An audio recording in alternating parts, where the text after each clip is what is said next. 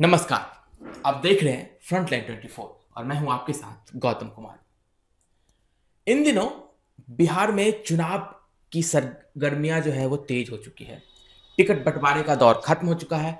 आज नामांकन की आखिरी तारीख है, लेकिन माहौल चुनाव वाला नहीं लग रहा है।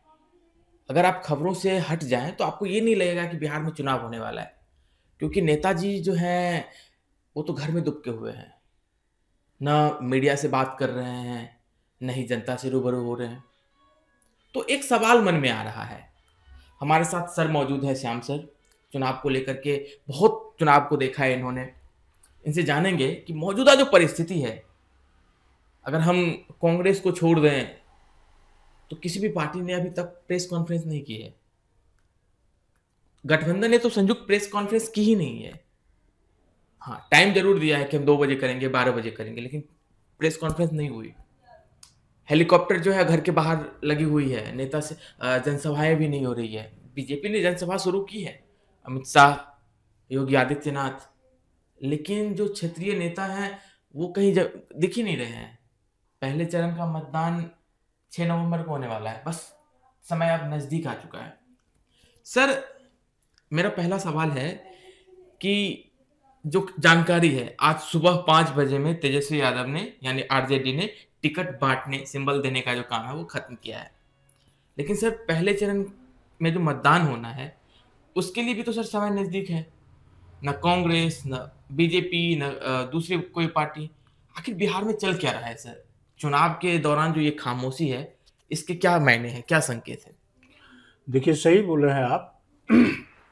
इस बार का बिहार चुनाव जो है पूरे देश के लिए बहुत महत्वपूर्ण है और क्षेत्रीय दल जो है, राजनीतिक दल, उनका पतन होने वाला है।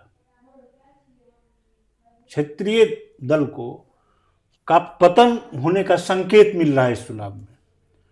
अब आप देख लीजिए, पहले भाजपा एनडीए गठबंधन की बात करते हैं। एनडीए गठबंधन में क्या चल रहा है? जो अमित शाह पूरा रणनीति बनाते हैं, टिकट बांटने से लेकर चुनावी रणनीति, क्षेत्र में कैसे जाना है, क्या करना है, कैसे महागठबंधन को हराना है, ये सारा कुछ अमित शाह के जिम्मे रहता है। बिहार में ही नहीं, अन्य राज्यों में भी, राष्ट्रीय स्तर पर भी अमित शाह बहुत बड़े रणनीतिकार माने जाते हैं भाजपा में। अब चल क्या रहा है भाजपा में? तो नीतीश कुमार को सबसे पहले तो बराबरी में ला के रख दिया।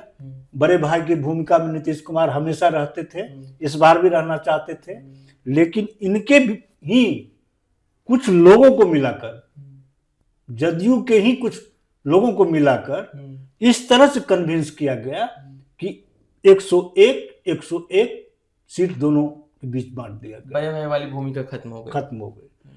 चिराग पासवान जो एनडीए में एक मजबूत स्तंभ माने जाते हैं, काफी माने हार्ड बार्गेनर माने जाते हैं, वो लोकसभा के बाद जो है वो बन चुके हैं। तो ये स्थिति है।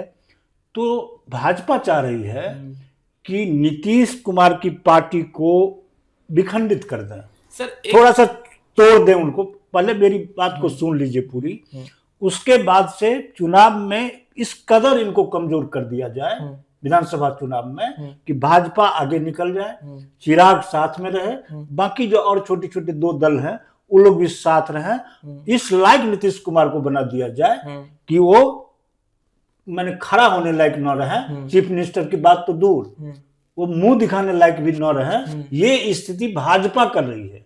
राष्ट्रीय दल है भाजपा, क्षेत्रीय दल है नीतीश कुमार की पार्टी जदयू, और छोटी छोटी पार्टियां। तो चिराग पासवान को अंदर से ताकत दिया जा रहा है भाजपा की ओर से, और नीतीश कुमार को इनके ही लोगों को साथ लाकर, भाजपा मिलाकर इनको कमजोर करना चाहती है। नीतीश कुमार इसको भांप गए हैं। नीतीश कुमार समझ गए हैं इस चीज को, क्योंकि वो एक बहुत कूटनीतिज्ञ हैं। नीतीश कुमार देश के बहुत बड़े राजनीतिज्ञ तो हैं ही, कूटनीतिज्ञ भी हैं बहुत। तो उन्होंने इस बात को समझ लिया, सारा कुछ अपने हाथ में कंट्रोल में ले लिया है और अपने हिसाब से वो चलने लगे हैं। ये स्थिति है मैंने एनडीए गठबंधन की, अंदर अंदर बहुत कुछ चल रहा है, लेकिन नीतीश कुमार काफी माने अनुभवी व्यक्ति हैं, उन्होंने भांप लिया है कि भाजपा क्या करना चाहती है। जब सीटों का बंटवारा चल रहा था 101 सीट पे, तो ऐसी खबर आई थी कि नीतीश कुमार को पता नहीं था कि किसको सीट दिया गया है, तो थोड़ा सा नाराज हो गए थे उस चीज को लेकर। बिल्कुल इस बात की चर्चा हुई काफी। उसके बाद सर एक खबर आ गई थी कि नीतीश कुमार जो है सरकार बनने से पहले या सरकार बनने के बाद, या हो सकता है कि तेजस्वी के साथ सरकार बना ले। क्या ऐसी संभावनाएं अभी भी मौजूद है? देखिए, यही बात मैं कहने जा रहा था। ये तो हो गया एनडीए गठबंधन की बात अभी जो हमने कहा है। अब महागठबंधन में क्या चल रहा है? महागठबंधन पहली बार 35 वर्षों के बाद कांग्रेस पूरे दमखम के साथ बिहार में खड़ा हो गई है और हिलने के लिए तैयार नहीं है।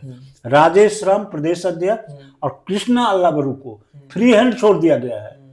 तुम डिसीजन लो, जो लेना हो, जो करना हो, गठबंधन रहे टूट जाए, जैसा जो करना है तुम करो। और उन्होंने करके दिखा दिया।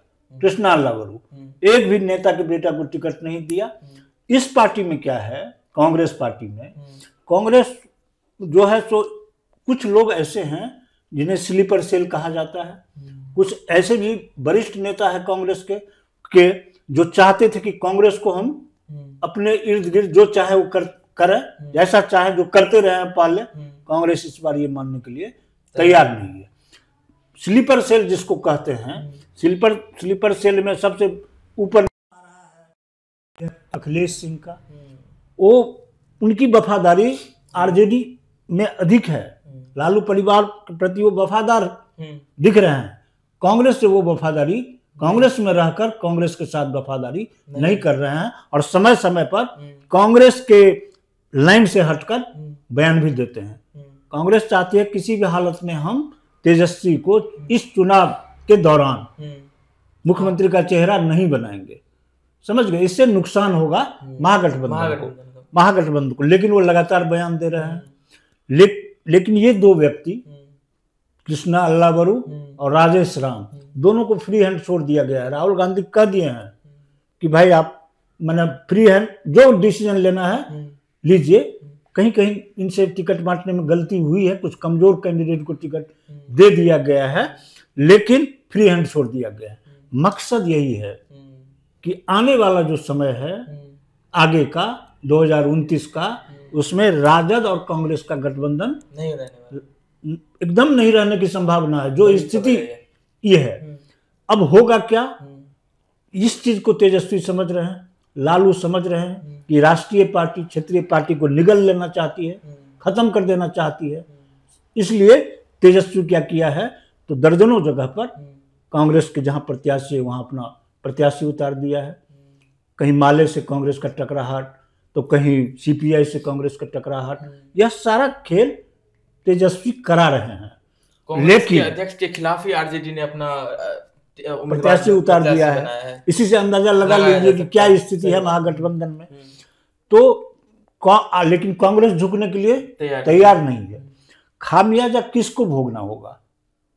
तेजस्वी यादव घर से बाहर नहीं निकल रहे हैं। आज 5 बजे सुबह तक सिंबल बांटा गया।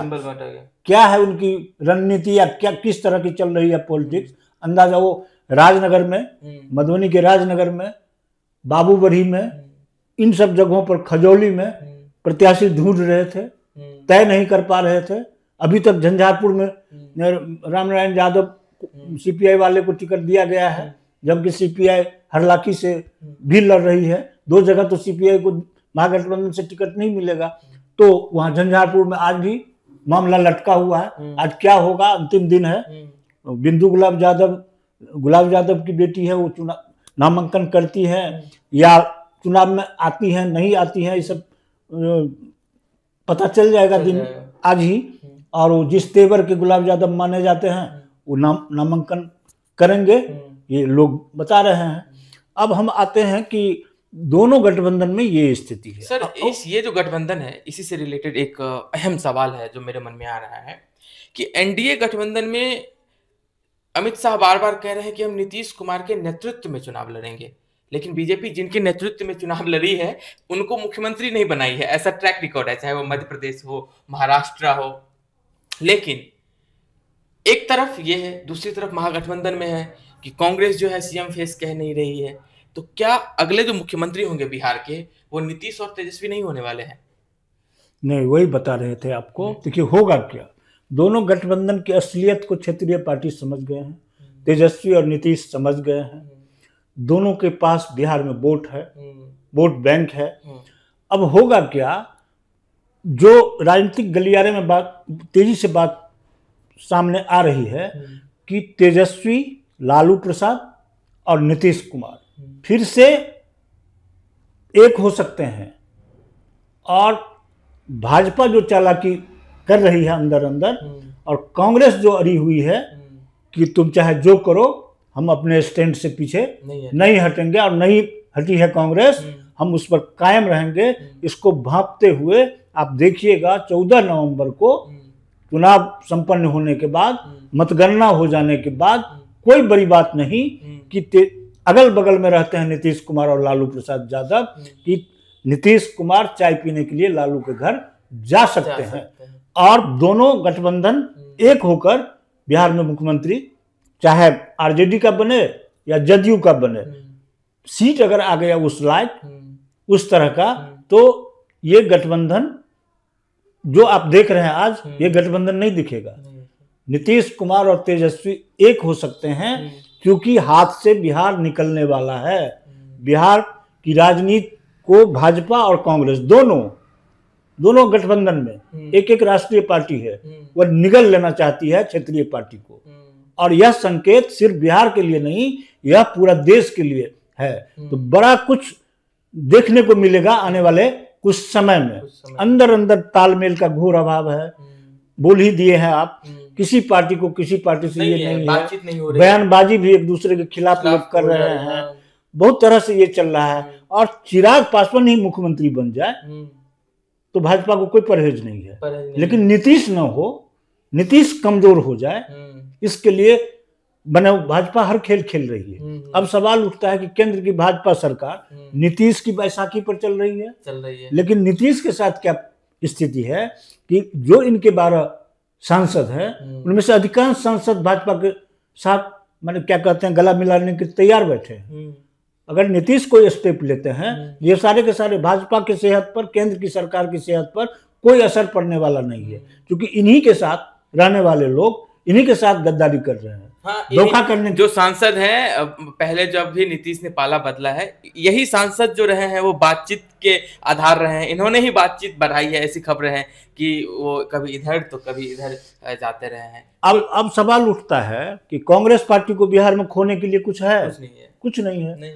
तो कांग्रेस, जो भी कांग्रेस चाल चल रही है या जो भी चाहती है साथ मिलकर रह रहा है, अभी तक बचाया महागठबंधन के गठबंधन को किसने?